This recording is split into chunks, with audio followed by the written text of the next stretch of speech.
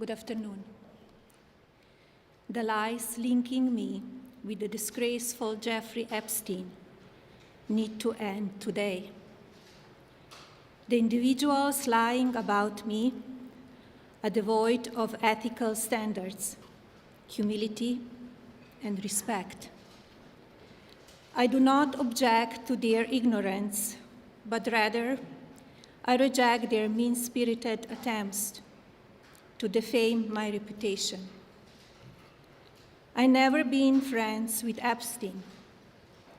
Donald and I were invited to the same parties as Epstein from time to time, since overlapping in social circles is common in New York City and Palm Beach. To be clear, I never had a relationship with Epstein or his accomplice, Maxwell. My email reply to Maxwell cannot be categorized as anything more than casual correspondence. My polite reply to her email doesn't amount to anything more than a trivial note. I am not Epstein's victim. Epstein did not introduce me to Donald Trump. I met my husband by chance at a New York City party in 1998. This initial encounter with my husband is documented in detail in my book, Melania. The first time I crossed paths with Epstein was in the year 2000 at an event Donald and I attended together. At the time, I had never met Epstein and had no knowledge of his criminal undertakings. Numerous fake images and statements about Epstein and me have been circulating on social media for years now. Be cautious about what you believe. These images and stories are completely false.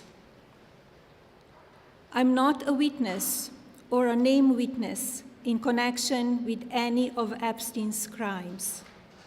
My name has never appeared in court documents, depositions, victim statements, or FBI interviews surrounding the Epstein matter. I have never had any knowledge of Epstein's abuse of his victims. I was never involved in any capacity. I was not a participant, was never on Epstein's plane, and never visited his private island. I have never been legally accused or convinced of a crime in connection with Epstein's sex trafficking, abuse of minors, and other repulsive behavior. The false smears about me from mean-spirited and politically motivated individuals and entities looking to cause damage to my good name, to gain financially and climb politically, must stop. My attorneys and I have fought these unfounded and baseless lies with success and will continue to maintain my sound reputation without hesitation. To date, several individuals and companies have been legally obligated to publicly apologize and retract their lies about me, such as Daily Beast, James Carville, and HarperCollins, UK.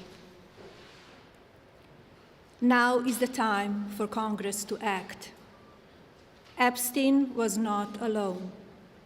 Several prominent male executives resigned from their powerful positions after this matter became widely politicized.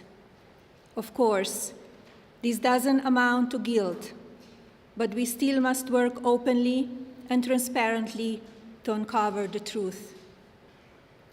I call on Congress to provide the women who have been victimized by Epstein with a public hearing specifically centered around the survivors. Give these victims their opportunity to testify under oath in front of Congress with the power of sworn testimony. Each and every woman should have her day to tell her story in public if she wishes, and then her testimony should be permanently entered into the congressional record. Then